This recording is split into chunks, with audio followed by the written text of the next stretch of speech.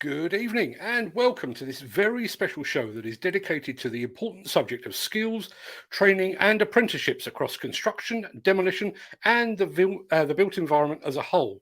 If you know of any young people that are considering a career in the construction sector, then please go and drag them in front of a screen right now and get them to watch along. Failing that, the show will be available tomorrow over on YouTube. We are determined that tonight's show is not a one-way street. So if you've got any comments, please feel free to post them in the chat. Comments and questions, actually, post them in the chat and we will get to them just as soon as we possibly can. And just to get your juices flowing, I have just posted a question in the chat myself. And that question is, should construction and demolition companies be required to pay the CITB levy if they are actually carrying out their own training? I'd love to get your thoughts on that. I'll pin that to the top of the chat in just a second if I can remember how to do that, just so everyone can see it. But I really would love to get your input on that. Now, tonight's show is absolutely packed to the rafters, and we have contributions from industry leaders, including HS2, Sunbelt Rentals, Lynch Plant, Flannery, JCB, the Construction Equipment Association, and the Construction Plant Hire Association. To help me keep all of that on track, I'm pleased to announce that tonight we have not one, but two hosts joining me on the show. One you should already know, the other may not be so familiar, but she certainly should be. So first up is my Construction Collective colleague and constant companion, Peter Haddock. Good evening, Peter. Hello, Mark, and apologies for the really, really white background you see me in here. It's not one of those Zoom kind of filters. It's literally the press office at the Executive Hire Show where I've been doing live broadcasts and interviews all day. So can't wait to have the show. We're really excited about this because I know we've worked very hard on the content and getting some of these interviews that you'll see that I pre-recorded as well to break up the show. But give us an opportunity to have a quick refresh, as they say. So great to see that we're doing this show again for a second year now, Mark. It's so important that we get all of this skills right. No, absolutely. Now, I've mentioned the fact that we've got two guest hosts tonight. Obviously, we've got Peter and our other one, Katie Kelleher. And Katie is probably the most appropriate person to be here. A, she's female. B, she's young. And C, probably most importantly, you've actually been through an apprenticeship yourself, Katie. I think you're muted. There we go. It helps if I That's don't better. do that, isn't it? Sorry, guys. Yeah, 7 years ago now. Yeah, I started my apprenticeship. So, yeah, I went through it all. Fantastic. Okay, well, I'm sure you're going to add some insight to this tonight. So those of you that have watched any of these shows in the past will know that Peter and I generally play good cop, bad cop. Peter brings with him lots of enthusiasm by the bucket load, while I never leave home without a healthy bag of cynicism.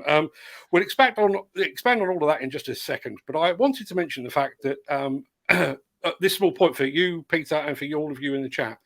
What we're about to bring you is the hottest training, skills and apprenticeship news from some of the true leaders of the sector. But doesn't it strike you both as a bit odd that none of the training organisations, so the CITB, CAPCS, CSCS, NOCN, NDTG, none of them are featured on the show tonight? Peter? Well, Mark, I think, because we are actually close to the industry and close to the people that we actually do work for as an organisation, between yourselves and myself and Nick as well, Nick Drew, we work so closely with the industry that we actually want to tell their stories, and we are able to do that because we've got the connections in the industry that want us to help them do that. And I think it is really important that we do say, hey, let's go directly to the people that are doing the work and celebrate them. And, dancing around the other areas to talk is really not what we're about. We're about, bringing people like Katie on who, is an exceptional person for the industry. It promotes it through all of her channels and actually getting to real people, because this is what our shows are about. Real people, not organizations that are structured in this way or that way. It's about those people that want to tell the story with us and help us do that. Absolutely. Now, we'll come on to your thoughts on that in a second, Katie, but I think my audience is probably sick to death of the sight of my face. They're quite familiar with Peter's, but as our newbie for the evening, tell us a bit about yourself and how you came to be in the construction sector, and the fact that you've gone from just being in the construction to actually being a spokesperson for the industry as well. Yeah, I guess it's quite interesting. So I say I started 7 years ago, which isn't a lie. So previous to that, I was working in sales for many years, just hated what I was doing. And I think like most women who work in construction, unfortunately, we tend to fall into construction. It wasn't a choice. I didn't particularly know that I could work in construction. I didn't know about the options out there. So I kind of fell into it, and I fell into crane operating. And I think people always think I've got some big story where I walked around looking at tower cranes, aspiring to be a crane operator. And unfortunately, it's just not like that. And I think that's why what I do and what many others do at the moment to promote the industry is so important. So people do make informed choices earlier. So I wouldn't have had to go through that whole sales path, although, you know, I think it serves me quite well, probably still, and I'm probably still a little bit salesy, we say, but I would have saved a lot of time. And when I went to university and did English literature, maybe I would have done an apprenticeship in civil engineering or something like that if I'd have known about it. And I think it's interesting you say about what I do about speaking about the industry, and I guess it's kind of strange. And I guess when I first started, I knew I was a little bit different, and I started off in a Crossrail site, and they were pushing me forward for things that I'd never done before. So school talks and publicity and things. So I knew I was always a little bit different well, I could see I was different anyway, but I knew I was different. And eventually I kind of ended up with one foot on either side. So people were gradually more interested in my opinions and what I had to say and my experiences, which I think are really important. And I think the workforce is often an unheard voice. And I think it's really important that we reach out to people on site and we find out what the problems are. Because I think we assume we know about the problems, but I don't think we really deep dive to actually find out why we're losing people, why people aren't staying in the industry. And sometimes we just don't care enough, to be honest. Now, we'll come back to your route to where you are now in just a second. But having spoken to you before, you recounted the story of your first day on site as an apprentice, where you ended up sat on the floor thinking, I've made a horrible mistake. Obviously, you've now come out the other end of that. Yeah. But I guess that is still a fairly daunting thing, and not just for young women, but for young people as a whole. I think it's massively hard. And yeah, and I talk about that experience often, and I can't lie, I do bring it up all the time, because I think it's important that we know about these issues. And I think it's young people going into the industry who haven't worked in construction before. I think in the industry, we always expect people to know where they're going, know what they're doing, crack on and just get on with it. And when you don't know what you're doing, when you've never worked in that environment, it can be really uncomfortable. And that first day for me was horrendous, as you know. And I often say if I was a younger apprentice or if that was my first job, I'd have walked out that day and I'd have never, ever gone back. I just wouldn't have. And I think it's part of the reason why talking about it's so important, so we can make these changes. Absolutely. Well, thanks for that, Katie, for now. I think it's time that we welcomed on the show our first guest, who also happens to be of the female persuasion. Peter, you've already interviewed this lady for your Construction Talk podcast, which I listened to yesterday and thoroughly enjoyed. Not that I'm bigging up either of you. So why don't you introduce our next guest? Well, you know, Mark, what's really exciting is in our job, we get to meet great people like Katie and also Nicola Bird. I didn't realise what Nicola was doing. I got connected with her on social media and realised she was actually throwing her whole heart into training, into skills, into people, and actually managed to raise a phenomenal amount of money to create a state-of-the-art, fit for purpose, fit for the future facility called Excel, which she'll talk to you about. But it is an amazing place. It's just opened up and it's going to transform the way in which we bring people and collaborate together across the construction sector in the region, but also how we attract people and make a better environment for learning, sharing, and actually, you know, feeling like we could and we do deserve to be trained and brought into an industry in the right way. And I'm writing an article about her at the moment for Earth Movers magazine, and one of the headline elements of that is it's time to ditch the porter cabin, Mark, because the porter cabin was the place where everybody turned up in a muddy field to learn how to be, for example, a plant operator.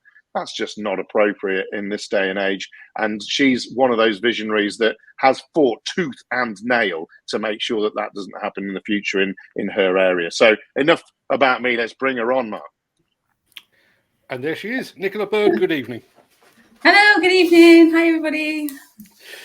Nicola, I've listened to your podcast with Peter. It took me the entire journey from Surrey down to Worthing yesterday, and I thoroughly enjoyed it. Peter's just mentioned the fact that you've gone away from this idea of porter cabins, but the bit that stood out for me, you mentioned in that podcast the fact that you are trying to make construction appear aspirational. To my mind, that's absolutely it's refreshing and it's revolutionary, because most people, as we've all discussed in the past, most people, I think, see construction as a bit of a last resort, but you're actually trying to promote it as, look, you can go into an industry, earn a lot of money, have a really good standard of living, all through construction. Yeah, absolutely. And it's one of our sort of key objectives for Excel, that we make this an aspirational workplace to be an aspirational industry. And yeah, Excel has evolved from what was a porter cabin 4 years ago. So we did essentially start as, when we were doing our case studies, 2 porter cabins on site, where we had 23 ground workers we put on for sort of a case study of this bespoke apprenticeship. And it was when I was doing lots of school talks and trying to get people interested in our industry, and I was talking about it being a real aspirational place, and I was coming back to the porter cabin thinking, oh my God, this really doesn't match what I'm saying. So I really wanted to have a place where they feel valued, they feel inspired. So yeah, we do have a £3 million building here, which is co-funded from GFIS LEP and KW Bell Group. And it is just that. It's an amazing place. You feel really good when you're here, but it's good for apprentices. It's also good for adult learning, because we want to really try and encourage more learning within the industry. So we want people to upskill and evolve and continue to develop. So it's got that mix of industry, but sort of adult education. So you don't feel like a junior, you don't feel like you're stepping into a school, you don't feel like you're stepping into a college, you feel like you're stepping into an aspirational workplace, which is exactly what we wanted to create. And we want to promote, and we want people coming here and they feel it. They feel what we're trying to, what we've achieved within the fabrics of the feel. We want them to feel it when they leave. I can tell you now, I was watching the little screens that I've got at my disposal, and every time you mentioned porter cabins being something of the past, Katie was nodding her head like, yeah, absolutely, I'm 100% with you. I take it I picked up on that, did I? Yes, you did. Yeah, no, I know. They're always dirty little places for some reason. I don't know why. Dirty, cold. Yeah, no, I'm not a big fan either. No, and particularly, when you're trying to attract people to an industry, the first impressions do count. Present company accepted, but first impressions do count. If you're trying to convince people that it is an aspirational industry, you want to show that in living, breathing buildings, don't you? And we're competing with colleges, universities, different sectors, so engineering, manufacturing, and we want anybody who's going to be leaving school or career changes to see this as a direct competition with the universities and college. So we want here to offer, as a construction industry, to offer the same as any further education establishment. So it was really important to us that we can compete on that level. One of the things that stood out from the podcast, and I think Peter can probably interject here a bit, was the fact that you were talking about the fact that you saw this training facility as safeguarding your company's legacy. Yeah, absolutely. Mike. Carry on, Nicola. Sorry, you carry on. Yeah. Absolutely. And it was only when we were doing succession planning, probably 3 years ago. So I'm third generation of a construction family business. And when we were looking at our growth that would just occur naturally, we can already see that we were going to have a problem back then. And we've always been very passionate about employing people. So, we do have to have a mix of agency where sort of workflow ebbs and flows, workforce ebbs and flows. But we've had to, we've always wanted to maintain sort of a high level of PAYE, which is always 75, 80%. And now we're where we've the industry is sort of lacking in its skill and getting new people in, we're relying on agency a lot more. And the trouble with that is we start to lose a culture of, health and safety, quality, and embedded reliance, on and bringing on that sort of family connection. So it's really important to us that we grow our own and help them through, and that they stay with us. Your Mark, I just want to interject there. Sorry, Mark. I think the other thing to remember, and it's really important when you look at this, is what Nicola's created is not just something for her own business. This is something that is for the region in which their business operates, yes, but the region, the supply chain, the actual manufacturing facilities in the area that require skills and that are broader out there, the other construction businesses like hers. What you have, Mark, is a massive skills drain from the industry at the moment, from big projects like HS2, from the movement of people away from areas to get work. And I think, Nicola has seen that vision from herself, but what she's done is she's presented a much more holistic solution to the regional, and then hopefully in the future, as she can take that model and move it forward, I hope, to a national level as well, which is just so important. Having jobs for people in their local area that are skilled, that want to keep them in that area, means that they're putting back into the local economy, and means that they're not, using a lot of carbon emissions and having to drive around 2, 3, 4 hours a day to try and get some work in other areas. I think that's an important point. I think it's important to see training within the industry as to a degree, altruistic. Because, yes, you are training people, as Nicola has said, you're training people initially for your own legacy and for your own company. But we all know we have a fairly nomadic industry or a workforce who will move on through the industry. So, it should be a case of everybody raising their own standards, because sooner or later, we're all cross-fertilizing companies, aren't we? The intake from our own family business through Excel is probably about 10%. So what we want to do, what we have done in Excel, is connect the industry. So the problems that my family business have had are the same problems that all of the construction industries will had, and a high percentage of the construction industry businesses, private firms, are family-run businesses. And if they want to have a succession plan in place, those family businesses will need to carry on with that legacy. So what we've done with an Excel is we have employer partners, and we've got over 30 employer partners, ranging from SMEs to very large major house builders. And those employer partners, they sort of pledge employment places. So when we're going into schools, we've already set up those employment places for the school leavers or career changers.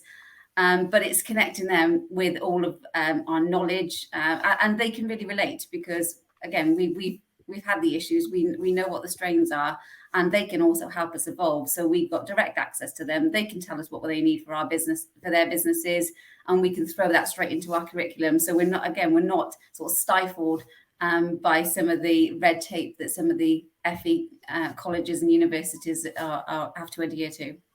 Oh, fantastic stuff. Mark, I just think it's really important as well to stress the fact that the setup there is actually designed for the skill sets that we need to attract people into. So it's not just, we need to fill some gaps right now. Having that facility allows us to really look at the way in which the industry is evolving. To put people and partnerships in place is critical to that, because only then can you get the latest technology. Again, I go back to the porter cabin with the old digger in the corner that's 10 years old or whatever. You're not looking at that. I'm at the executive hire show right now, gone on to JCB stand, who's one of the partners with Excel, and it's all electric, and the things that we need, the mechanics that we need, the operators we need in the future, the technology like a Geosystems, again, is one of those partners for Excel. That's 3D machine control. So all of the things that Nicola has brought together is so important to stress that the work she's done is a way in which we can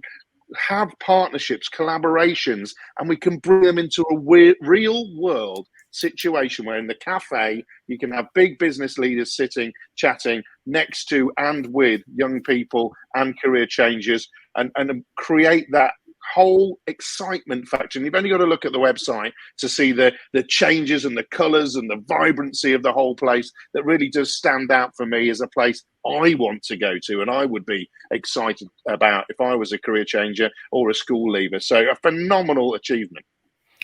I'm going to vote for Peter Haddock as the next construction minister. But Nicola, before we let you go, where do people find out more about Accel and the opportunities available therein?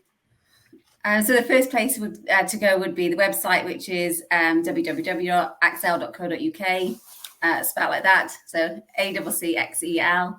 And we're sort of all over social media, Instagram, TikTok, Facebook, and quite a lot on LinkedIn. I'm sure we're driving people nuts on LinkedIn.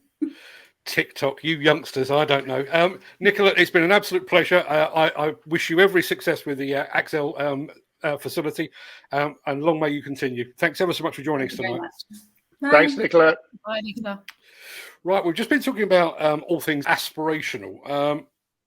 And I do think that's a key thing to consider when we are talking to young people. So imagine having the opportunity to be a part of a project that is changing not just the UK landscape, but is actually becoming a part of history. Well, HS2 is doing just that. And as you're about to see, apprentices are right at the very heart of what is currently Europe's biggest civil engineering project.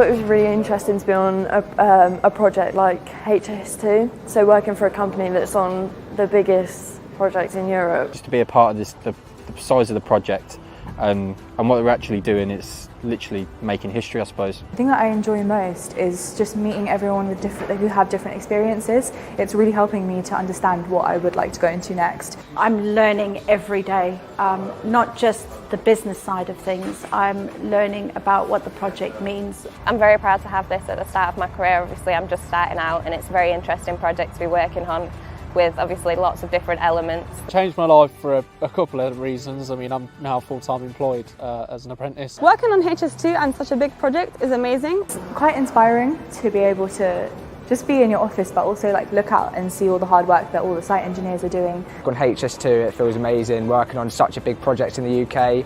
I mean, being a part of it and then seeing the finished project will be really good to see. It's the best place to start my apprenticeship because there is so much going on. It's a massive site and there are so many amazing people and amazing engineers I'm working with to learn from. Working on the HS2 is amazing. You learn so much every single day, and being able to work with such amazing professionals. The qualifications I get from here are very transferable. I don't recommend an apprenticeship to someone because I think it gives someone such an amazing opportunity to get that hands-on experience while they're working and learning at the same time. They're like a family here. I've never worked in a job where I felt so welcomed. It sets my CV up for life. I could both learn and work at the same time. It's such a great opportunity to begin your career, especially with the learning aspect, so I'm earning as I'm learning and really springboard straight into what I want to do as a career. 100% get into an apprenticeship is the best opportunity. It's got so much scope and capacity to go really far in life, and you're always going to be in demand, and I feel like if you really want to make a difference for the world, then this is the way to go. Being here, working here and learning at the same time it's a huge opportunity. I applied and I got the job, and ever since I've been loving it. If you're looking into a career in construction or civil engineering, HS2 is a great place to start your career. Just visit www.hs2.org.uk/careers.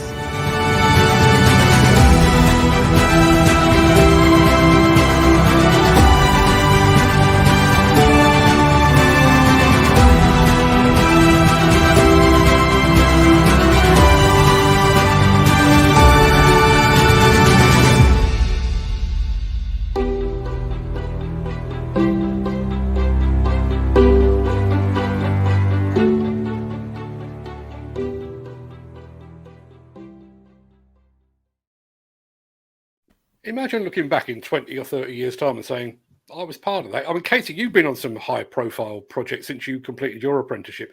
Do any of them really stand out, or is there any that you drive by and sort of say to your friends or your family, I did that, I built that? I don't stop. It gets a bit embarrassing, I think, especially on a night out in London. But yeah, no, I think, you know, I've been fortunate to be part of Crossrail projects, and as I tell everyone, I built Tottenham Court Road Station, and I think that's the great thing about Single-handedly. Well done. Single-handedly. I think that's the best thing about working on these large projects is you always tell people you built it. And it doesn't matter that there was 600 other people there. I built it. It was my crane. I was there. I deserve all the credit. And I'm terrible. If I'm having a drink up London and walking past it, I'm awful. Yeah, no, absolutely. And I think having that sort of physical legacy as well, it's something my dad's a bricklayer. And something my dad always did when we were getting a train into London, he's pointing out these buildings from the train, and he's saying, I built that single-handedly. And I'm pretty sure when I was younger, I thought he did it single-handedly as well. But yeah, I love it. I think that's one of the best things about working on these projects. And again, I think that's something we should be reinforcing for any young people that are watching. There is that job satisfaction, isn't it? You imagine looking at an HS2 or a Crossrail or even just a house. You know, I put those bricks together. Somebody's living in something that I built. That's incredible. I think it's crazy. And I mean, you know, I part of the Tideway project, and I can say I cleaned up the Thames. I cleaned up the River Thames. You know, I mean, it's massive to be part of something like that. Well, as a fisherman who fishes on the Thames, thank you. On behalf of the anglers up and down the world, thank you. Right, we've got absolutely loads more to get through, but we're going to have a very quick break to have a look through the chat, I think. Let's have a very quick look. So, there's been lots and lots. Let's have a look. So, good evening, Gary Muirhead. Good evening, Nick Drew. Good evening, Peter Haddock. That name seems familiar. Justin Carrigan. Good evening to you, mate. Good to see you here. This is so far my quote of the night. My teacher said I would make nothing out of my life by looking out the window all day, and now I sit in a digger cab looking out the window. Well said, sir. Well said. Absolutely brilliant. I'm loving that one, Mark. Absolutely. Nick Drew is in the house. Hi, Nick. I don't know. Are you still at the Executive Hire Show, or have you managed to make it home? Mate, where he is basically up with all the people having nice drinks and stuff while I sit in the press office doing the live show. That's where Nick is, mate, ordering his Uber for later on. Be careful what you say about the press office, because I'm fairly sure that Lou is sat fairly close to you, and she might well clump you around the back of the head if you're too derogatory about it. We're going back to the Nicola Bird's company. I like the new machine every 3 years, because Ken actually works for the same company, which is good to see. Phenomenal. Yeah. Here, Mick. Good to see women like Nicola and Katie, and we have more females to come, which is fantastic news, because frankly, I'm sick of the sight of men. I've got to be honest with you. Let's have a look. Great to see you all in the chat. Absolutely brilliant. Alexander Lipkin. Hi, guys. Yes, TikTok. I start to feel quite old when I only use Facebook and YouTube. Welcome to my world, my friend. Still on real forums like Maskinstund. I don't know how you pronounce that. He's only 34. You're just a child, Alexander. Behave yourself. Yeah. Mick Norton, with currently only 13% of the construction workforce, will we ever see an improvement in that figure? I think we will. I definitely think we will. Yeah, people like Katie are changing behaviours. People like Nicola are forging forward, building facilities that are accessible for people of all different age groups and backgrounds. And when we get people like that on the show, it's like, oh, that person looks like me, you know? And that's the whole point. We want to see people seeing other people, and we're going to see that again with some of the elements in the show, Mark, today. Does that person look like me? You know, do they come from a background like me? Are they enthusiastic about what they're doing? Well, maybe I could do that, you know? Yeah, I mean, and that's all we need to do. That's something that Katie and I have discussed in the past. And I can't remember whether you came up with the expression or I did, or somebody much cleverer, but that you can't be what you can't see. Yeah. You know, Katie, come on. I don't want to jump ahead, but one of the things that really stood out for me with this is you will see that there are a lot of women in this show. And I wasn't trying to be PC or clever or trying to chase an agenda. The fact is that we have a lot of women now that are right at the cutting edge of this, which we're about to see. That's going to be refreshing for you, Katie, isn't it? Massive. Do you know what my concerns are, though? Just playing devil's advocate here. My concerns are that we keep them. And I think it's fine that we can shoehorn as many women into the industry as we want. But my big concerns are that we keep them, and why are we losing them? Obviously, that number hasn't changed for a long time, and it's not because we aren't getting more women into the industry, it's because we're losing. Well, the powers that be would you're have right. the powers that be would have you believe that all you women just have a job for 2 years and then go and get pregnant and go and do something else, because we all live in the 1970s where that sort of attitude still makes perfect sense. It's just crazy to me. No, I think you're right. And part and parcel of an apprenticeship is building a career, Mark, and it's building a sustainable career. And I think, Katie's absolutely right. If you don't invest in people just to get them in, if you're going to invest in people to have a career and a pathway, then that's how you maintain that. And it's about actually sharing. I've done another podcast on the industrial skills strategy, which involves construction, Mark. And that is about not just doing that. It's about having a framework that gets us all through the industry and steps and stages and upskilling and empathy, which is really should be the word that we're talking about here, especially when we've been in these difficult times. But eyes on the industry right now, because there are lots of great things happening, and people that I've talked to recently have come into the industry from the care community, Mark, and that, those are the people that are used to working in difficult environments, they're used to working long hours, and they're used to dealing with people. And so there's lots of transferable skills you got out there from people that can come into our sector and earn a good living. And it's about time we started talking more about money as well. Absolutely. Well, we'll come on to that in just a second. First of all, I proposed Peter for Construction Minister. It looks like he may have some competition. But Katie can have it. It's fine. It sounds like a lot of hard work, to be honest. But here's a point, and Alexandra has come back in. If somebody's building a bridge today, that's going to last for 120 odd years. So, talking about you, Katie, driving past a building, I helped build that. But, that will be for your children, should you decide to have any, your grandchildren, great-grandchildren. They will use something that their mother, grandmother, great-grandmother actually built. And I don't think we shout about that loudly enough either. No, and I think it's so nice, isn't it? And a bit like I said about my dad pointing out buildings, and he always remembers taking me to a site in Victoria when I was like 7 or something, and they wouldn't let me on site because I wouldn't put the hard hat on, and but that will always stay with me. And that building's still there, and you can go and have beers in it. It's got a pub downstairs, and it will outlive me probably. So yeah, it's fantastic. Absolutely right. It's almost time to welcome our next guest onto the show, and that guest is Jackie Cuthbert from Sunbelt Rentals. Peter, I know you've worked pretty closely with Sunbelt over the past couple of years. Yeah, what's been really exciting for me being able to do this job is actually you tend to meet people, Mark, and I met this person, Jackie. Guess what? It was last year when we did the National Apprentice Week. I met her properly, and she is so enthusiastic about the industry that I was like, oh my goodness, we must work together and do more together. And since that time, we have done exactly that. And guess what? It's National Apprentice Week that brought us together, and it's National Apprentice Week that we're talking about to this year. And Jackie has been doing such an amazing job about bringing people into the industry from all different backgrounds. And it's just her level of energy and enthusiasm that makes me feel like I'm falling half asleep when I'm walking around. So I'm really, really excited to get her on the show, Mark. Okay, well, I'll tell you what, before we do, let's have a look at exactly what Sunbelt are doing in the field of skills, training and apprenticeships. My name's Lucy O'Rourke and I'm a plant mechanic. I work at Wilton International in Middlesbrough, which is a chemical plant.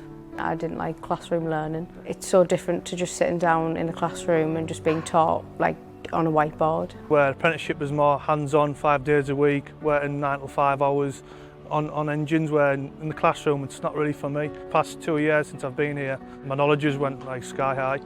University for me was very technical and I wanted something that was a little bit more hands-on, and this opportunity arose. I seen it advertised on the government website, so I give a little research, and I think they had about 5,000 people, so I knew I was going to a big business and where they look after the staff and everything and get the proper training I needed. I was at Reedy's College for 3 years. the 2-year apprenticeship, and then obviously the 1 year at the level 3, as well as different theory and practicals in the workshop. Every 6 weeks I'd go away to college for 3 weeks, where I'd learn all about the machinery I work on a daily basis, and also I got to mingle with all the other Sunbelt apprentices, so I got to make friends and it helped with college work and stuff like that. I recommend it to anybody. I mean, the apprentices we've currently got, I always help him and guide him when I can. Say there's only like a couple of us in, I just make sure we'll go over, check and make sure he's alright. If I have any problems with like the software or any other type of bit of the job, they'll help me throughout, and it's like, it's comforting to have people behind you which can do that for you. It was very hard for me transitioning into this job because I've never done anything like this before, but everyone was always there for me whenever I needed help. We received a lot of support even from the depot managers. Anybody that's in the depot that helped you if you were stuck on a bit of college work, everybody was always there to give you a helping hand. I have a mentor, so I work alongside him, and then there's a lot of people in the workshop that I can ask for help at any time. It's not like having someone like a manager that's in charge of you. It's just like one of your pals, really. What motivates me to do the job that I am in, it's knowing that I can build a career for myself in a successful company to go from being an apprentice up to a manager. Variety range of age in here goes from, I'm 24 and I think the oldest is 67-year-old, so showing me things like who people who couldn't have only got 5-year experience and pass their knowledge on to me. There's definitely a lack of women in this industry. I think it's a massive shock for everyone when a woman jumps out of a cab instead of a man. I just think it's important to break those stereotypes and to show that we can do it as well. It's not sort of something only a man can do. Quite a proud feeling knowing that I started as a young apprentice to now having the knowledge and experience behind me to be chosen to be the regional transport manager. Everyone's helped us out tremendously. I really enjoy coming to work now. It opens a lot more doors just to gain more knowledge and more experience. I'd definitely recommend an apprenticeship at Sunbelt. It's different every day. There's nothing you can't enjoy about it, and there's a team of amazing people wherever you go.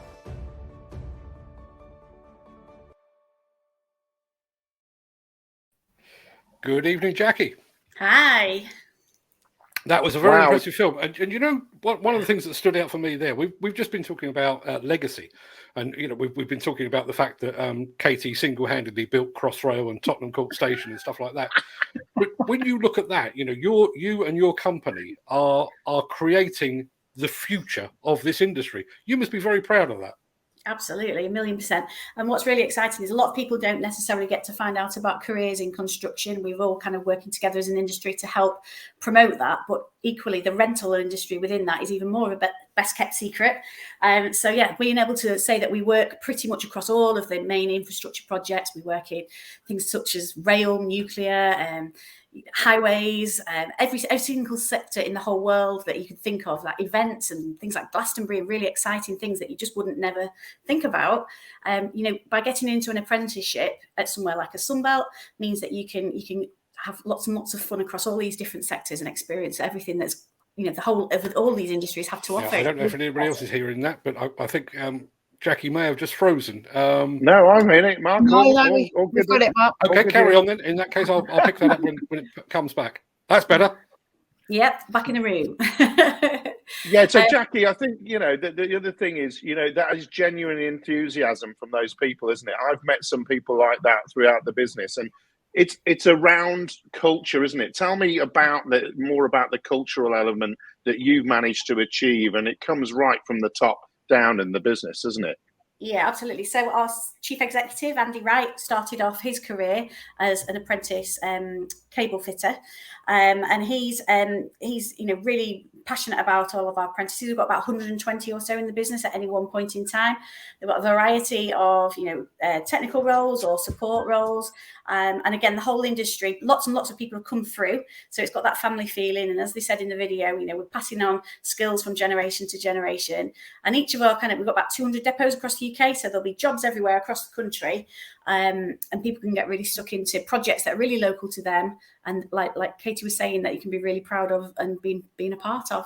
So it's a great culture. It's a real family feel, and it's, you know, we get a lot of military veterans as well, and again, that kind of camaraderie and that kind of feeling of being there and looking out for each other in the industry, it's there, and that's across the whole of the construction and rental industry. So it's a great place to work.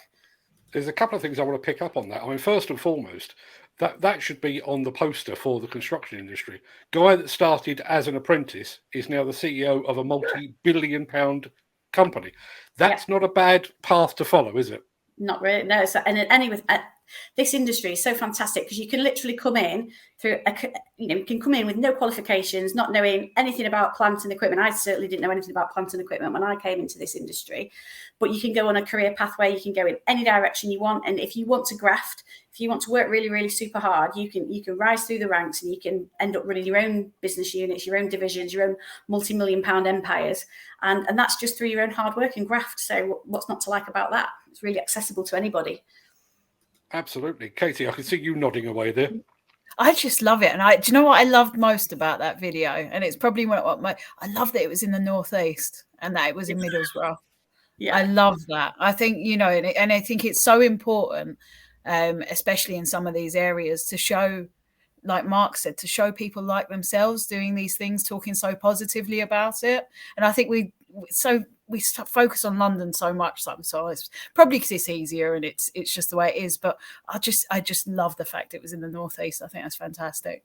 Yeah, and there's a real big push in the industry at the minute as well for people to employ local people for local projects and keep those skills and employment in those local areas.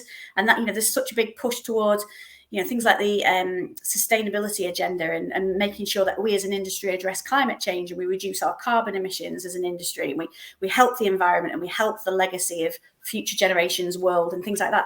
Some of these areas are really, really exciting. And there's all these brand new jobs that are coming out. And we've got a massive direct input to being able to help shape those for the future.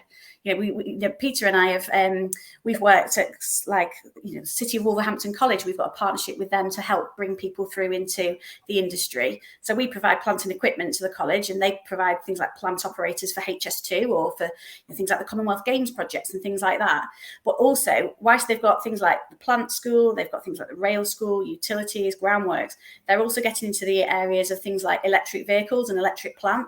And if you think about that, the whole kind of life cycle around those pieces of equipment and that plant, there's going to be a massive push for those in the future in this country. And nobody at the moment, or, nobody has been skilled on those in the past. There's a whole industry there waiting for the taking. And so whoever wants to put their hands up and move into those areas now, there's going to be massive careers in that for the foreseeable. It's going to be fantastic. Yeah, I think you're right. What you were saying there, Katie, the fact that we do get a bit hung up on London, mainly because it is the greatest city in the world, but that's a smaller side. But I think the other point, we get hung up on London. We also get hung up on projects like HS2. But you look at Teesside. Teesside is probably the second biggest project in the whole of Europe. Peter, you've been there. Yeah, I've been there, Mark. It's massive. It's absolutely massive. Ben Houchin as well, there's the mayor of that region, is doing a tremendous job. Millions and hundreds of millions of pounds coming into that. It's going to be state-of-the-art GE Renewables wind turbines. Hall Construction, who is a local business, is actually doing lots and lots of the groundworks there. They're bringing through so many jobs, so many people. And these are not jobs that are going to, pay poor wages. These are highly skilled jobs that you need people to train in. And Mark, I'm going to be putting out a podcast with British Steel, hopefully tomorrow, on my podcast channel, Content with Media, that is in Scunthorpe and Skinning Grove, and they're down the road from there, and they're providing steel that's going to be used to build the factories that are going to use to build the wind turbines that's going to be used to then create the renewable energy that we need to power Sunbelt Rentals' electric fleet of JCB equipment that they're buying, and so that we can all put that all together. And guess what? They'll end up turning some of that wind power in the future into hydrogen, all sorts. It's a massive, massive opportunity to level up, as they say, but also to get those skills that were in that area, that were in that community, that they're high skills of steel making, the other skills that have gone away. And we talk about Banks mining and things like that changing in that area and closing those elements down, but skilled jobs are going into those jobs to remediate that land and to create these new spaces. And I think what Jackie touched upon there was, we have to have a different vision on how we bring through apprenticeships and how we give them the tools to actually do things right. And yes, I've witnessed at City of Wolverhampton College, Sunbelt Rentals providing brand new equipment real world equipment for those people to work on, so that they're fundamentally seeing the kind of stuff that they need to train on as an operator, or that they need to maintain, whether it's going to be in a mechanical apprentice. They can take things seriously then when there's a big employer and there's these employee partnerships, and they're doing really well in the West Midlands Combined Authority to create this kind of big organisation that is around the centrepiece, which is the person in the middle. And this is what this show is all about. And this is why I'm so excited about it, even though I've had a pretty long day already. I've been here since 6, so you get no sympathy from me. Jackie, probably my final question for you for the evening. Obviously, we talked about how great it would be to work for Sunbelt. I've watched them from afar for a number of years. If somebody is looking for an apprenticeship or would like to join the Sunbelt organisation, where do they go? So if you want to go online, go to our jobs website, which is at careers.sunbeltrentals.co.uk.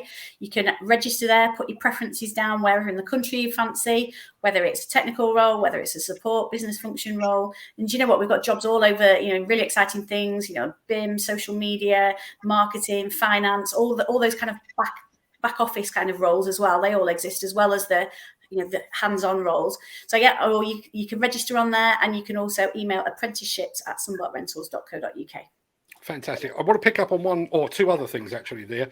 One was the fact that you mentioned the fact that you were taking people from the armed forces. So first and foremost, I mean, I would encourage anyone to consider that, because they've had the training and they do as they're told. That's what they've been trained to do. So they're a fantastic addition to any employment, aren't they? But also, I think when we talk about apprenticeships, we often talk about apprenticeships with young people in mind. But somebody coming out of the armed forces is not necessarily a young person, are they? No, absolutely. And do you know what? Apprenticeships these days can be for any age at all. we've got people in their 50s and early 60s that are starting their apprenticeships. We've just taken a veteran on last week from one of our partner charities. So we work with Walking with the Wounded and with Project Recce specifically. But with people coming out and they want to learn their trade again, and they want to maybe start again, apprenticeships are for absolutely everybody. So, yeah. I know a man who's actually walked with the wounded. There you go, you see. Didn't do much walking, Mark. Did a lot of talking, not much walking. Doesn't sound like you at all, Peter. Jackie, it's been an absolute pleasure to have you on the show tonight. I'm going to let you get back to your evening, but appreciate all your help, and good luck to Sunbelt Rentals. You're doing a fantastic job there, you guys. Thank you very much. Cheers. Bye, Jackie. Now, I mentioned at the top of the show that some of the most important and impressive advances in the training sphere are being done by individual companies, and we're about to show you what Flannery have been up to of late. Peter, once again, you have seen this firsthand, have you not? Yes, Mark, I went out to see the team at Flannery at the beginning of the year to talk about apprenticeships, but also to talk about women in the industry as well, because, I'm very keen to promote what's going on out in the industry and the opportunities. And I met various different women, and one of them you're about to see, Samantha, started her apprenticeship when she was 27, Mark. So that is brilliant. And she's gone through, got various tickets, which she'll talk about in the interview with me. But what's fundamentally exciting me about this is the way in which Flannery has also invested in a huge operator skills hub in a JV with Balfour Beatty that brings through people into the apprenticeship scheme, the Trailblazer scheme that Patrick Flannery was the chairman of the group that put that together. And, they've got a whole raft of equipment in the back of that facility that is on the job and that they're training on for people that they will get into that brand new piece of CAT equipment, Komatsu, whatever, on site. They've trained on it, they've got the skills, and they've got the jobs, and they've been trained for work. That is a big, big thing. Okay, so without further ado, let's actually see what Flannery are up to.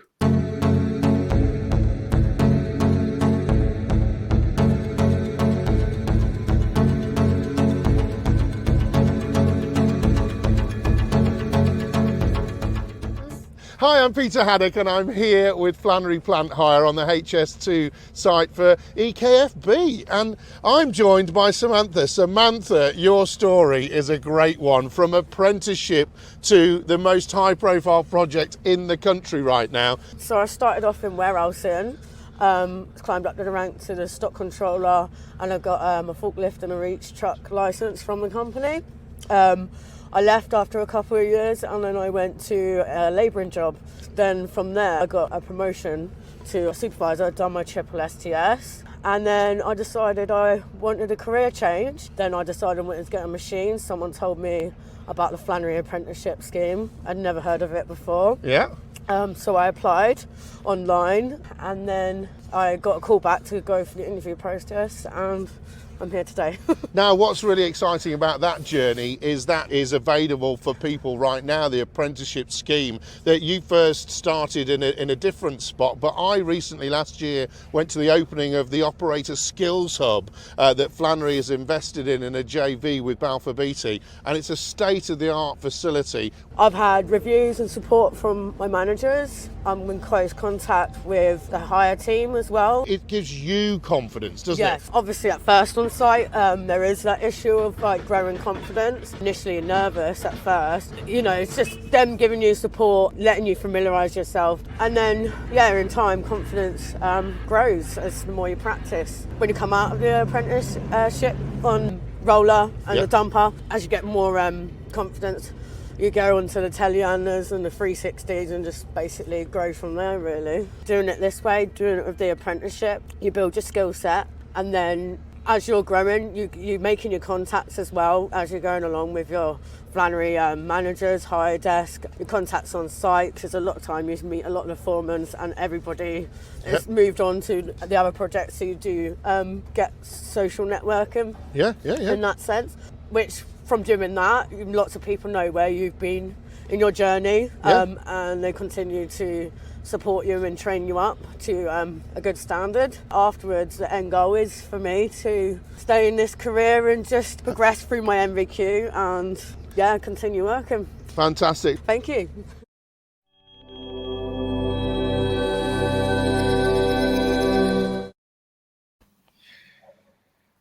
We're going to hear from another woman in construction in just a second, actually a leadership role within construction. But you know, one of the things that I've really enjoyed tonight is, although we've had lots of women on, we've not really banged on about women in construction, because they're just people in construction. Construction workers, that's all they construction are. People. I don't mean all they are as in badly. That surely we should be at the point now where, you know, Katie, you shouldn't just be a woman in construction. You're a construction worker, for crying out loud. It's a strange line, isn't it? And I've towed both lines of it. And some people don't want to be known as a woman in construction. In other ways, it's important for recognition. And we are obviously different to men, and we do have different needs and requirements. And, you know, when I'm talking about not hemorrhaging people, it is part of understanding what it is like to be a woman who works in construction. But yes, we do the same job as everyone else. Even better, maybe. No, I wouldn't say that, but it's a bit cheeky. But no, we're exactly the same. We go in to do a job and we go home at the end of the night, and we are essentially no different. Absolutely. Right, we've had some comments. I'm going to do the comments very, very quickly. Nicola Bird came back on. Thanks for having me on. More than welcome, Nicola. So much to say about Axel. I want to hear opinions from people in the industry about our facilities, because this is how we evolve. Please come visit us. She left the web address in the chat earlier on, so please go and take a look at that. Nick Drew, so refreshing to see these young positive individuals coming into the industry. Great hope for the future. He's clearly torn himself away from the free food and drink in the upstairs facilities. Just like myself, when I started posting videos on YouTube 14 years ago. Had YouTube been invented 14 years ago? Before smartphones, then older drivers came forward and praised that I can finally show my grandchildren what I do during the day. So regardless of gender, a dedicated or skilled driver person is always fun to see what they have found the right job, no matter what it is. Absolutely right. Yeah, brilliant. Yeah. Certainly back that. Gary Muirhead, I left school and got into this industry through a YTS scheme. I'm old enough to remember what a YTS scheme is, because I did one myself. In actual fact, I did a YOP scheme. Mine was a youth opportunity scheme. But when I was a youth, if you can imagine. Today they call it Kickstarter. Kickstarter of today, Mark. Both of you behave yourselves. Mark, I've got a City of Guilds 7307 and I'm a machine driver. She's driving a nice cat. Now, who was driving a nice cat? I think that was that's Samantha driving a nice Samantha. new cat machine on HS2. Yeah. Who, Katie, proving that women can multitask. She's on the screen and she's actually typing messages at the same time, which just goes to prove the stereotype once and for all. Right. I've mentioned the term gender diversity quite a bit already this evening, and I've already thrown ahead to this a little bit. But one of the things that I find most encouraging is we really, and I do mean this hand on heart, we didn't set out to make this all politically correct. We didn't set out to showcase women. We set out to showcase construction and construction skills, training, and apprenticeships. That's got to be an encouraging position. The fact that we've actually got so many that we can now call upon, isn't it? Yeah, absolutely, Mark. Look, I went and found the story.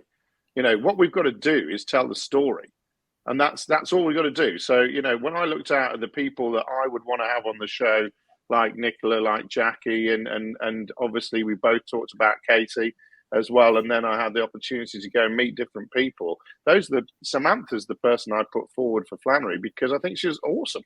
You know, and you know, I turned up on the day. She didn't know who I was, and then she's chatted away with such enthusiasm. I'm like, fantastic. This is just absolutely exceptional. We are about telling the stories, and basically that's why we bring the people on that we brought on.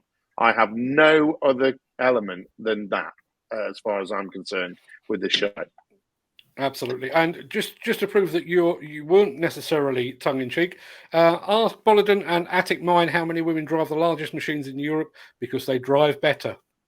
There you are. It's official. In actual fact, I've mentioned this on not on this show, but on other shows in the past.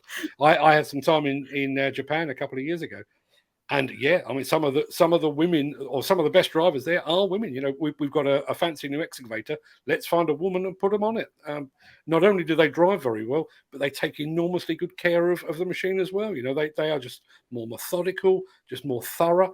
You know, it's absolutely refreshing to see. I agree. I have nothing else to say on that. Yeah, absolutely. Point proven. Right, Peter, it's time for you. Yeah. My work here is done, she says. Peter, it's you again. You recently got to speak to yet another woman. This time it's the CEO of the Construction Equipment Association. What was that all about? Oh, you're on mute, I think. You've gone muted, Peter.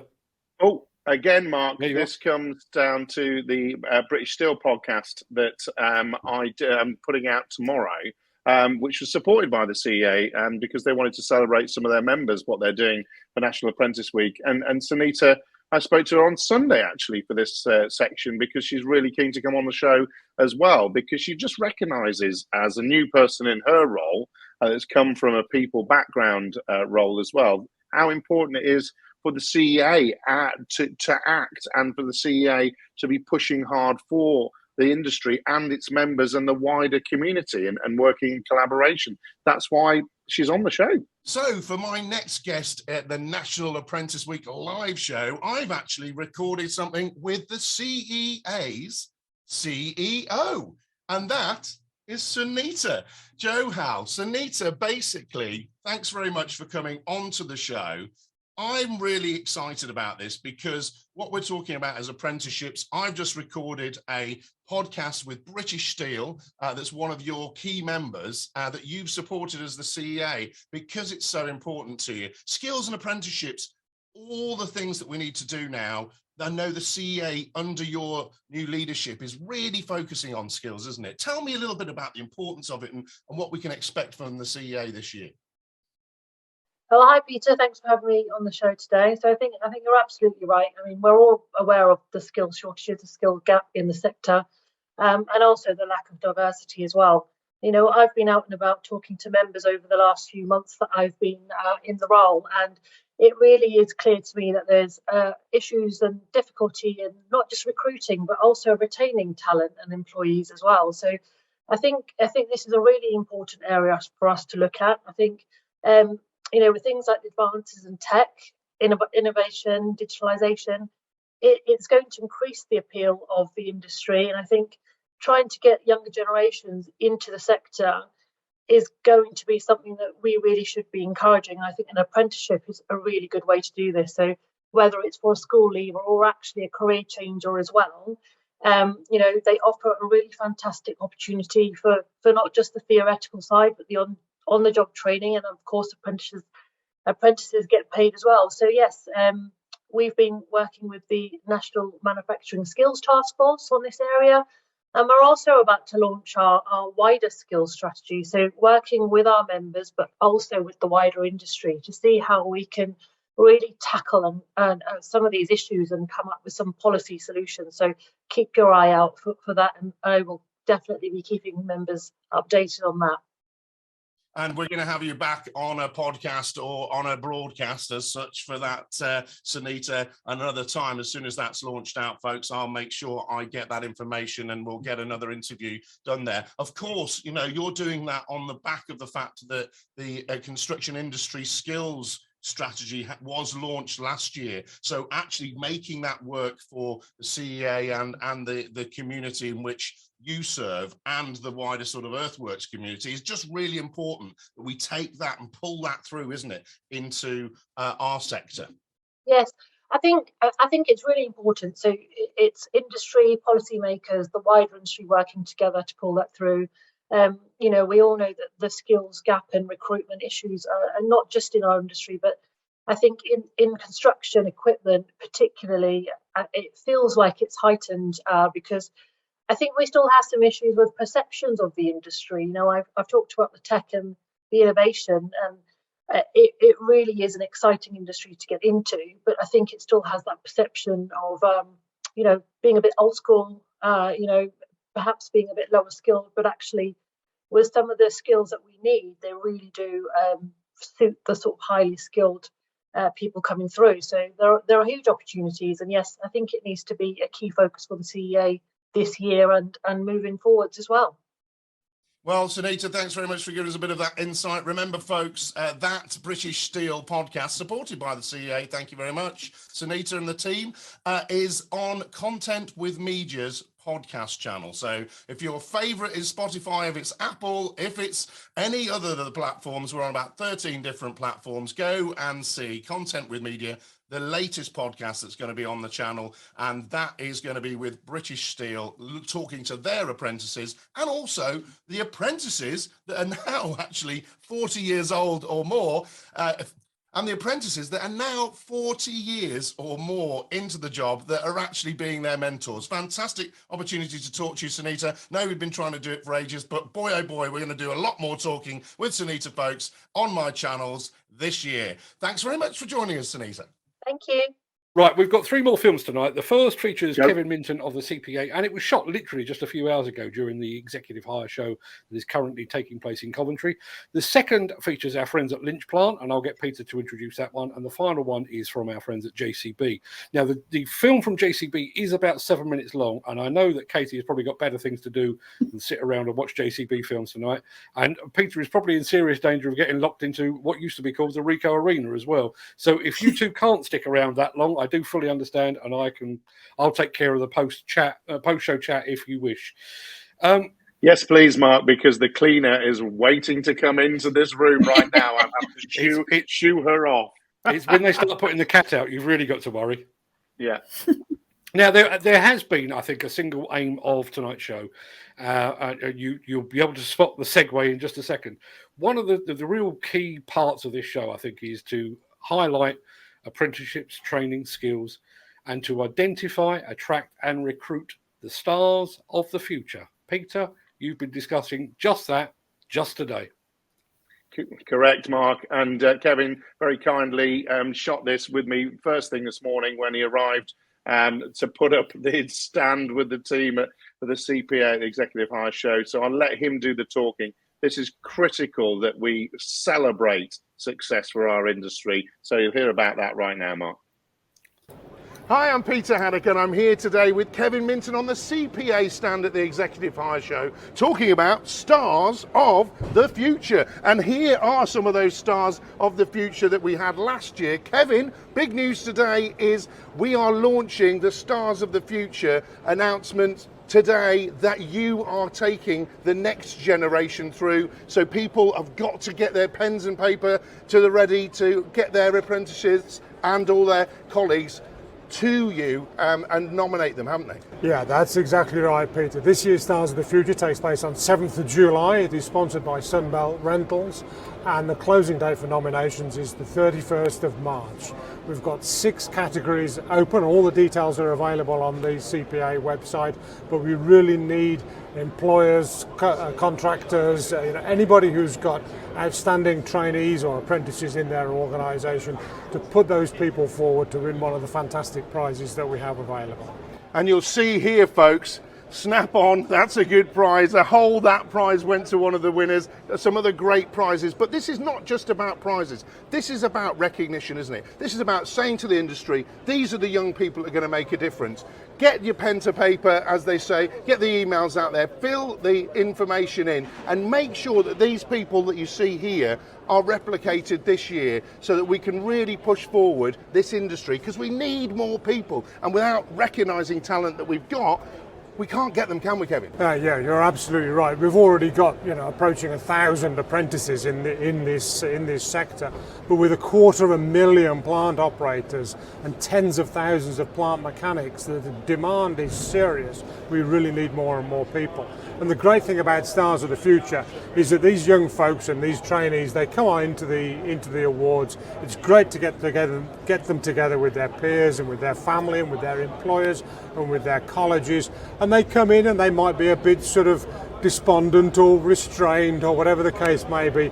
But when they win prizes, when they get the accolades and when they get the recognition that they really deserve, then they leave with their heads held high.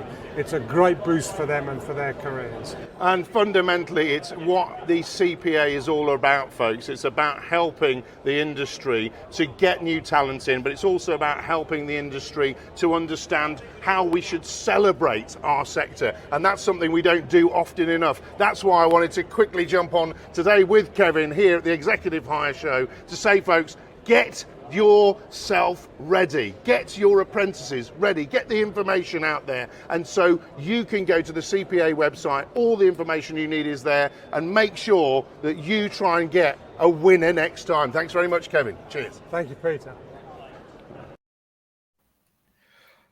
Nice work, Peter. Katie, you were actually a judge on that at some point, weren't you? Yes, last year I was a judge.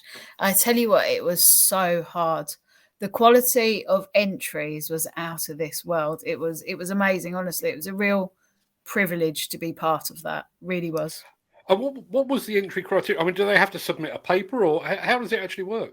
Yeah, so there's so they usually get submitted as part of their. So Sunbelt submit quite a few in Lynch, and they have their tutor fill out part of the application, and then they fill out part of the application, and it's just about recognising these brilliant apprentices and trainees that are going through all these great things that we might not have heard of yet. So it's just a way of pushing your people out there to get them known. And I think it's a really brilliant way of doing that. I totally agree. I don't know about you, but I was actually invited to judge a writing competition at a school once. I was embarrassed that so many of them were so much better at it than I was. And I've been doing it for a living for 30 years. These entries were amazing. And some of these people, what they've been through, what they've done, what they're doing, were absolutely amazing. And you read one and you go, oh my God, they're brilliant. That's got to be a winner. And you move on to the next one. You're like, oh no, there's even better. And they just keep getting better and better. The standards of what's out there, I think we're going to be blown away in the next few years, honestly. Fantastic stuff. Right, Katie, Brilliant. I'm going to give you the option. If you'd like to duck out now, you certainly can, because we've got Peter's going to introduce the Lynch film before he heads for the door, before the cleaner locks him in. So if you two want, Peter, if you want to introduce this, you can leave. Katie, if you want to leave, you feel free, and then I'll play the final JCB film and pick up the pieces afterwards. You're welcome to stay, but you don't have to. Peter, introduce Lynch Plant, would you? Well, another thing I wanted to do, Mark, is I've been talking to Lynch Plant Hire for some time, visited one of their training facilities last year as well. And I wanted to just get people to have an idea of what's going on. I spotted on LinkedIn, my favorite platform where you can find me people, that they had vacancies and they were looking for apprentices as well. So I wanted to see what that was all about, and quickly did a Zoom. Not ideal, because I like to obviously get in front of people on site, but met a phenomenal person called Laura Keys, and Jez Bonner, who's the national training manager. I've met him numerous times, and what a really enthusiastic, great guy he is as well. So just wanted to try and find out some real little nuggets about being an apprentice, but also what it takes and the kind of things you need to become an apprentice with them. Right, okay, I'm going to press the button on the Lynch one. Peter, you can head for the door. Katie, you can head for the door, or you can stick around. But here comes Here comes Lynch. Thanks, Katie. Thanks for joining us, Katie. Bye. Cheers. Bye. And of course, it wouldn't be National Apprentice Week, and it wouldn't be Lynch Plant Hire without a fantastic apprentice, Laura Kent. Laura, why on earth did you join the scheme, and what background did you come from? My dad's been with Lynch, I think, since I was about 9 years old, and I saw Lynch growing up, admittedly, and I always was interested, but admittedly I never knew if it was something that I would be able to do, and it's something that I didn't realise I'd have the opportunity of doing, to now where I realised that loads of women could get into construction, and it is something I can do as long as I believe in myself and I want to work hard. And yeah, I got in it through that way, if I'm honest. My apprenticeship scheme is to be a plant operative. I started out, I got my driving license, I think probably less than 6 months before actually getting into the machines. So it wasn't long, and that made me a little bit nervous, but I managed to get 4 plant tickets. And yeah, I've kind of started from there with no site experience or anything, and just built it up. So what can you legally drive? Not just your car, obviously. So Lynch helped me get my track dumper ticket and my full ADT ticket, which is a articulated dump truck. That's all sizes. I can now drive rollers as well, and 4 tippers, sorry.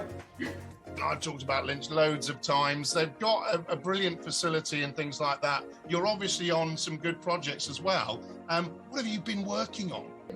I'm going to start very basic. My first project was a building estate, and that sounds very unexciting, I can imagine, to like any old person. However, for me, that was something to see from something to go from nothing, a field, all of a sudden to some houses and to streets and to where families are going to grow. It was incredible, to be honest, just watch that build. But if you want to hear some more kind of name projects, I've been on HS2, and well, yeah, helping building that. That's the biggest project I can ever think of, to be honest. So yeah, I'm going to throw that one on the table. What would you say about the scheme and the learning and what people should try and do to get on an apprenticeship scheme with Lynch? My first thing is believe in yourself. You can do it. That was something I was a bit nervous on before I got into it. So I definitely say that strongly. Other than that, I would say that I never look back. I never look back onto my other careers, admittedly, and think, oh, do you know what? I wish I still did that. Since joining Lynch and since joining the apprenticeship schemes, and I've kind of bettered myself, if I'm honest. I've become more confident within myself. I've become much more proud of myself because I feel like I'm achieving something every day. And not only that, but even little skills outside of work. Like I said, I hadn't been driving long before I got onto plant. And since then, now my driving abilities, I feel much more comfortable going to new destinations and things like that, which might seem something quite small, but it's something quite big to me. If you want to do something that makes a difference and you go home feeling good every day and enjoying what you do, this is it, 100%. Laura, thanks so much for coming to talk to me. That time you got back to work, isn't it? I think so. Cheers, thanks a lot. Thank you. I can see you nodding along to that, Katie. That obviously resonated with you. That idea, you know, the job satisfaction and everything else. I think it resonates. It sounds like me. It sounded like me in sort of early interviews where I was talking about what I was doing at Crossrail and things. And it really is that job satisfaction. It's going in for me. I hated what I was doing before. It's going in, being able to operate huge bits of machinery and being really valued and really good at it. Just that ability to be really good at something, it gives you a lot. No, absolutely. I've asked you this before, and I'm going to ask you it again, given that this is going to be the last bit of the chat before we play out with our friends at JCB. For those young people that are looking at this and looking at you, not at me, but looking at you, construction as a career, good idea? Amazing idea. And I always say that my apprenticeship changed my life, and it completely did. It just, my life increased tenfold. Before this, I hated what I was doing. I was pretty depressed, to be honest. And I didn't feel like I was going anywhere or that I would do anything, but it gave me value. The industry gave me value. It gave me friends. It gave me brilliant teams to work with. And now I've got this interesting thing where people actually want to listen to what I want to say. So I constantly feel valued, which is something I never did before. That's fantastic. Well, talking about value, I'm going to play us out with the final film of the night, which is from JCB. JCB, I look forward to going up to JCB every single year whenever I can. It is a fantastic place to work, fantastic company, and they are doing a lot in the field of apprenticeships as well. The film that we're about to play you is going to be 7 minutes long, so hopefully you can stick around. But neither me nor Katie will be here when it comes back, when it's finished, because we've both got better things to do. Well, Katie's probably got better things to do. I was just going to go and eat my dinner, actually. But Katie, it's been an absolute pleasure, as always. Thanks ever so much for being here. I'll see you again very soon. I'm going to hit the button on the JCB film. Thanks, Mark. My name's Ben. I'm a third-year apprentice at JCB Transmissions. So today we've been building the axles for the electric loadle. So we've been building all the subcomponents. So this includes the drive head, wheel carriers, axle arms, and then doing all the quality checks involved with that to make sure we hit the JCB standards.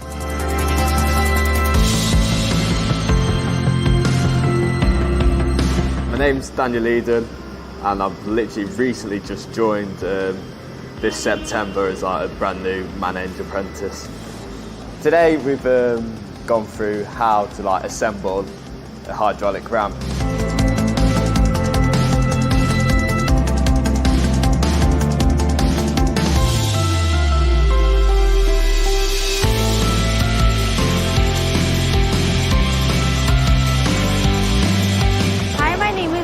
Patil. I think it's an amazing feeling to be a part of a JCB family. Working in JCB is like a dream come true.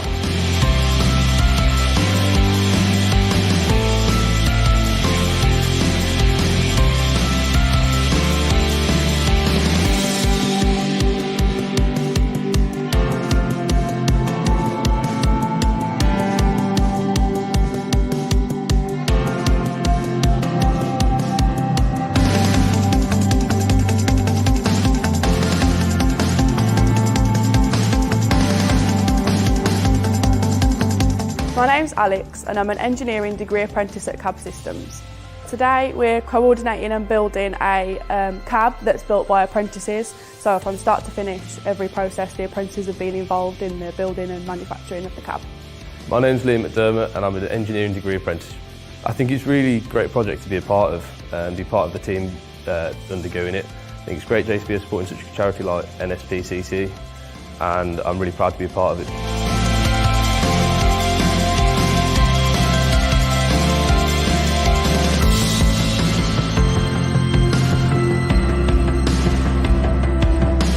I'm Nahal Dillon and I'm an engineering degree apprentice in my third year. We're here today, as you can see behind me, to build an electric loadle which will be auctioned off this summer to raise money for the NSPCC, and it will be fully built by apprentices.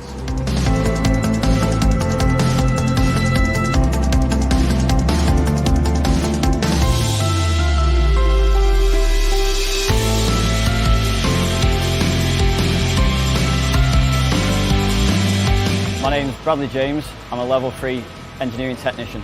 Our part is to take all the sub-assemblies that we've been delivered and to assemble that all together to a complete machine. My name is Alex Sugden. The plan for today is to fit some of the high voltage cables and some bodywork. Working on a project for the NSPCC has been brilliant, and I'm glad that we're doing it for a good cause.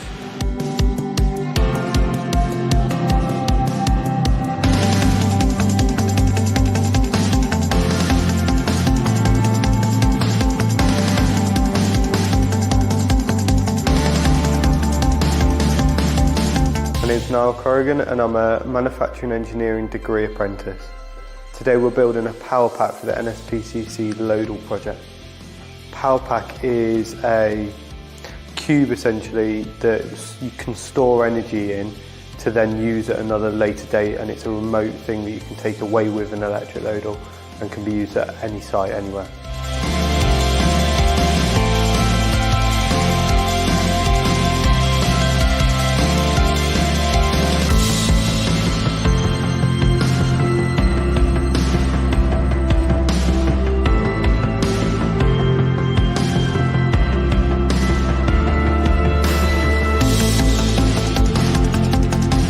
My name's Jake Hallis, I'm on the business degree apprenticeship. It's fantastic to be able to get involved with a project like this. I've got to meet so many talented apprentices across the group and develop relationships. We're hopefully going to be able to raise a really good amount of money for such a brilliant charity.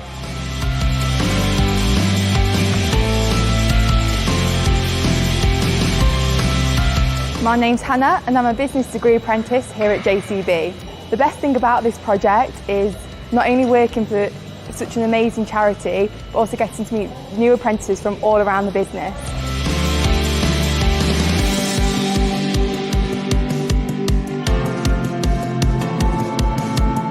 Luke Cornwell, XP fitter, and I am one of the builders of this machine. So it's special to be building a machine from scratch anyway, as it's not always what I do, but to work for the NSPCC is something special. I'm Amelia, I'm a business degree apprentice, and for this project I'm in charge of the finances, which means I've got to keep a track of all the costs and keep it in line with the budget. It's a great way to showcase the young talent at JCB and work with an amazing charity.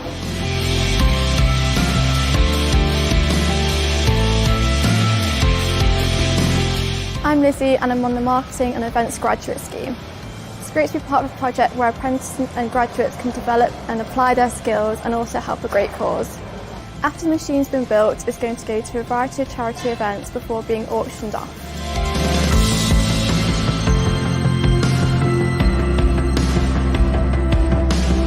My name is Jenny Hammond. I'm the Acting Strategic Service Manager for the NSPCC in Stoke.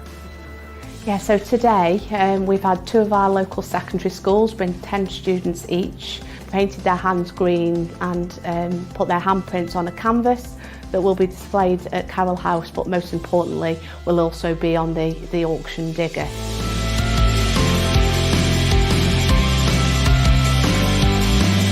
Today we're going to be installing the handprints on the machine, which have been taken from a scan of the canvas from our day at Carroll House. So it will actually be the NSPCC school children's handprints that will be displayed on the machine itself.